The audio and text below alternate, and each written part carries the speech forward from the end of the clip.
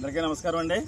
నా పేరు కిమిడి శ్రీరామ్, శ్రీకృష్ణపట్నం సర్పంచ్. నేను మరి మొన్న మా ఎమ్మెల్యే గారు బొత్తుల బలరామకృష్ణ గారు ఇచ్చిన అభివృద్ధి నిధులతోనే మా గ్రామంలో మరి చాలా అభివృద్ధి పనులన్నీ మేము చేయించుకున్నామండి.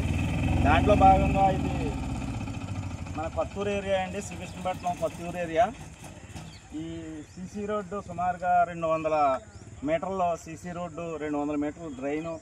ఇది గతంలో ఇక్కడికి చాలా పైనుంచి నీరు వస్తే చాలా అధ్వాన పరిస్థితిలో ఉండేది. ఇది ఎవరు వచ్చినా ఇటు వెళ్తే జారి పడిపోయేలాగా అసలు ఎవరో తిరగకుండా ఉండేది. ఎప్పటి నుంచో దీని ఇక్కడ ప్రజలందరూ కూడా ఈ రోడ్డు నిర్మించమని చెప్పేసి గత ఎంతో కాలంగా ఎంతోమందిని ప్రయత్నం చేసినా కానీ మరి ఈ పనులు అవ్వలేదు. మరి ఇలాంటి పనిని మా బలరామకృష్ణ గారి ఆధ్వర్యంలో ఆయనకి చెప్పగానే మరి దీన్ని శాంక్షన్ చేయించి మాకు ఇది ఇప్పించడం జరిగింది. అలాగే మా గ్రామంలో ఇంకా 4 సిమెంట్ రోడ్లు, మరి అలాగే 4 డ్రైన్లు ఇప్పటివరకు చేయించుకుని ఉన్నాం ఈ 6 నెలల కాలంలో.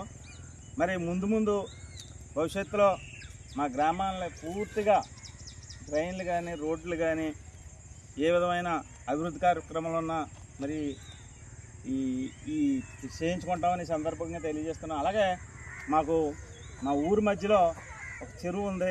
ఈ చెరువుని కూడా ఈ బండని మేము ఇలాగా ఆంజనేయ స్వామి గుడి దగ్గర నుంచి కూడా దీన్ని గ్రావెల్ రోడ్డుగా నిర్మాణం చేసాం.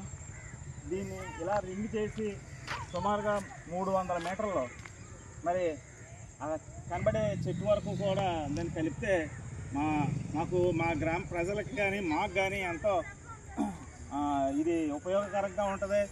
పొద్దున్నే వాకింగ్ చేసుకునే వాళ్ళకి కానీ ఇలాగ రాకపోకలు సాగించే వాళ్ళకి చాలా బాగుంటుంది.